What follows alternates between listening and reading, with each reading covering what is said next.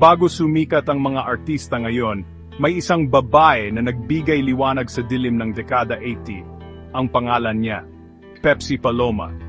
At ang kwento niya, kahit ilang dekada na ang lumipas, ay bumabagabag pa rin sa kaluluwa ng mga Pilipino. Isipin mo, lumaki sa gitna ng palayan, kung saan ang mga pangarap ay tila kasing layo ng ilaw ng siyudad. Iyan si Delia Dueñas Smith, kalahating Pilipino, kalahating Amerikano, pero buong-buo ang pag-asa. Iniwan niya ang tahimik niyang probinsya, na walang dala kundi isang maleta. Hinahabol ang mundong nakikita lang niya sa kanyang imahinasyon. Naghihintay ang Maynila, maliwanag, maingay, at mapanganib. Sa siyudad, napansin siya. Naging Pepsi Paloma siya, at sa isang iglap, ang mukha niya ay nasa lahat ng dako. Pero ang showbiz noong dekada 80 ay hindi naging mabait. Ito ay isang gubat. Teenager pa lang siya, napilitang gumanap sa mga papel na hindi dapat gampanan ng isang kasing edad niya. Nagkikislapan ang mga kamera, naghihiyawan ang mga tao, pero sa likod ng kinang, naisip ko lang kung gaano kabigat ang mga inaasahan. Sa loob lang ng isang taon, naging bituin si Pepsi.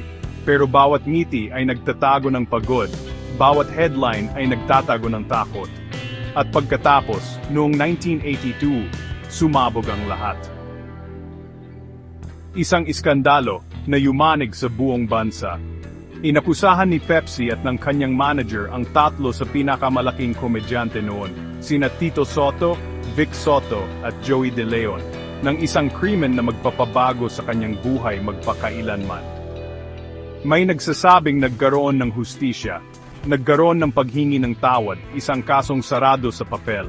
Pero para kay Pepsi, ito ay isang pader na hindi niya kayang akyatin, hindi na lang siya isang artista. Naging headline siya, isang tsismis, isang alamat. 3 taon pagkatapos, wala na si Pepsi Paloma. 19 na taong gulang pa lang. Opisyal, ito ay pagpapakamatay. Ngunit nananatili ang mga tanong, nalulungkot pa siya? Nag-iisa ba siya? O sadyang binigo lang siya ng mundo? Ngayon, si Pepsi ay hindi lang isang sikat na bituin mula sa kasaysayan. Siya ay isang simbolo, isang aral, at isang babala. Isang paalala kung ano ang nangyayari kapag ang kapangyarihan ay walang kontrol, at ang sistema ay nabigo na protektahan ang mga mahihina. Ang boses niya ay ang alingawngaw ng lahat ng mga batang pangarap na nawala sa katahimikan. Kung makakausap tayo ni Pepsi ngayon, ano kaya ang sasabihin niya? Siguro, ang gusto lang niya ay maalala natin ang kwento niya.